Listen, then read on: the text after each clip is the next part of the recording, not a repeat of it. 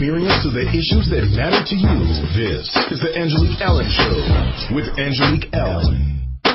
Welcome back, ladies and gentlemen, to the Angelique Allen Show. I'm Angelique. I have officially kidnapped author, radio host, as well as my voice man, Theo III. We are talking about the new cheese, and we get ready to dissect what you got going on with the oil economy. Theo, you still there?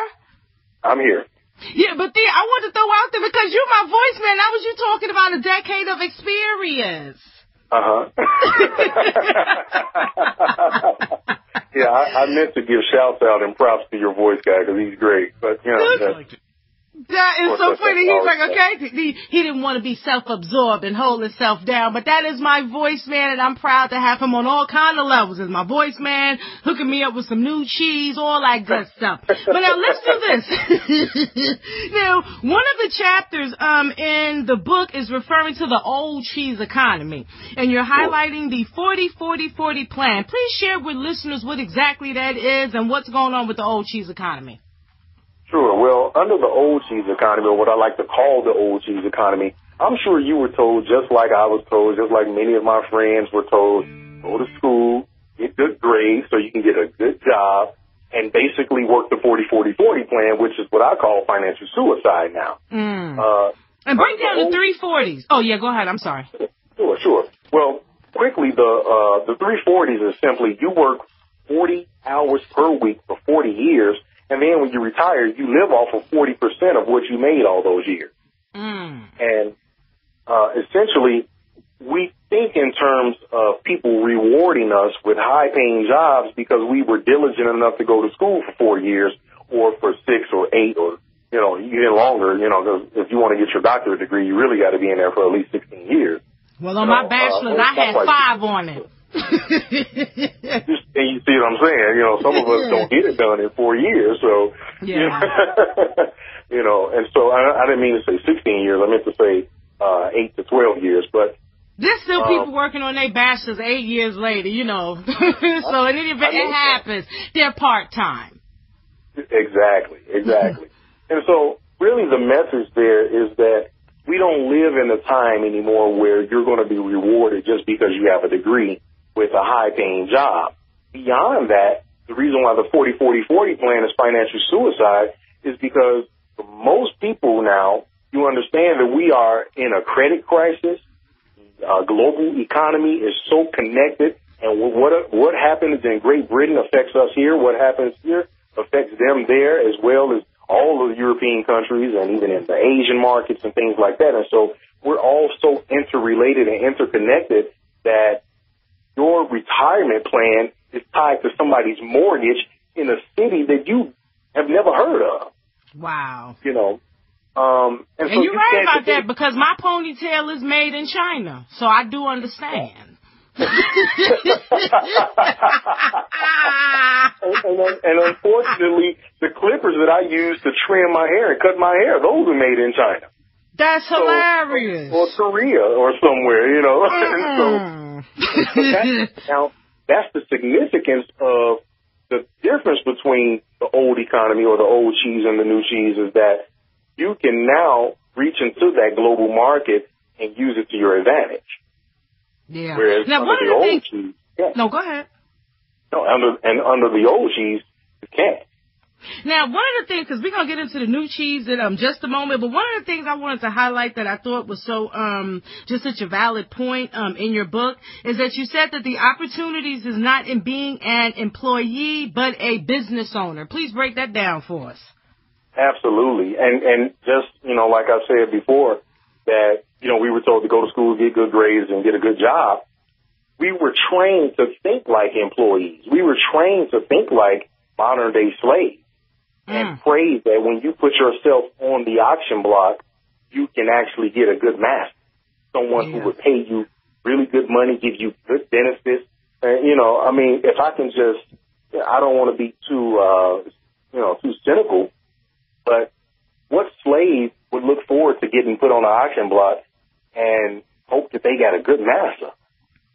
You know, but this is the mental, you know, this is where we put our children, or this is where our parents put us in this mindset.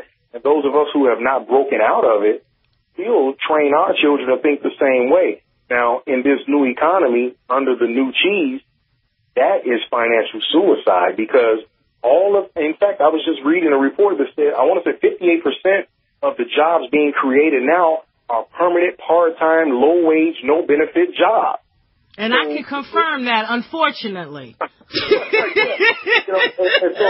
If we're telling our children to go to school, get good grades so they can get a good job, we're preparing them to be modern-day slaves working on a plantation where they're never going to be able to meet their needs and certainly not their wants, as opposed to business makes the world go round. Yeah. And if you think if we train our children to think in terms of becoming an owner, own your job. If you got to work, own your job. Develop the business acumen that it takes to get out into the world market, not just because, again, we're interconnected globally. So you don't have to just create products or services that you serve your community with, but you can reach across the ocean, across overseas, and tap into markets over there. You can, it's all about thinking like a business owner, and there are more opportunities now to be in business for yourself than at any other time in world history. Yeah, you're right. Another thing you highlighted also, Theo, in the book was in terms of leadership. Like there was something you talked about, and maybe you could elaborate on it more. I'm pretty sure than I can. But you were saying something along the lines of, in terms of the economy or in terms of the labor force, they're training workers opposed to training leaders. I don't know if that's exactly correct, but definitely elaborate on that. Absolutely. This is something that under the old cheese system, or what I like to call the old cheese economy, you were simply told what to do at work. They didn't want you thinking independently. They didn't want you to think of better ways or more efficient ways to do things because that wasn't your job. Your job was simply to come and be a good, obedient worker. And so they trained robots. You were simply trained on how to do your job, and it was to be done that exact way. And if you deviated from it, it could mean trouble. In fact, it would mean trouble because if you were better than your superior, you threatened their job. So exactly, and that's when they told you to beat it. Exactly. Whereas now, the people who are going to get ahead, even as employees, if you're going to be an employee, you got to be a leader in your field because those are the people that are getting rewarded with bigger contracts or promotions and things like that. Because you, as a leader, have vision. You're able to see things, how they can be done better, more efficiently, faster. You can serve people better. And that is something that any entrepreneur, any employer is going to look at and take notice of and then probably reward you for that. And you're interested. Yeah, it's interesting that you say that though, because in terms of the part-time permanent job I have right now, outside of broadcasting, I see people go into management, but one of the ways I see them get there is these are the people who are coming in 15 minutes early. They're leaving 15 minutes later than the shift ends. A lot of them are not only doing their job, but they're also attempting to learn about other areas, things along those lines. So it's like from an employer standpoint, looking at them, they're definitely more unproductive than someone who comes in late, wants to leave early, and only doing a bare minimum that they have to do, to move the company forward. So you're right in terms of this leadership. It's definitely important. And companies are really trying to capitalize right now on their employees. And the best way they can do that is, like you said, how to train leaders. And apropos to that, one of my favorite speakers, Les Brown, he always says that you don't get in life what you want, you get in life what you are. And that's the importance of becoming a leader, because if you think like an employee or a follower, the best you can ever have is what they pay followers.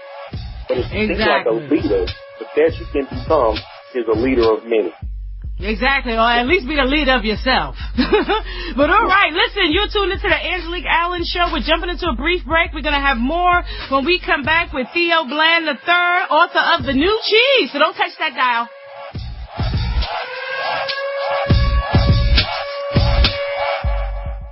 Are you tired of searching for great talk radio? Something more important. Search no more. We are the GCN Radio Network.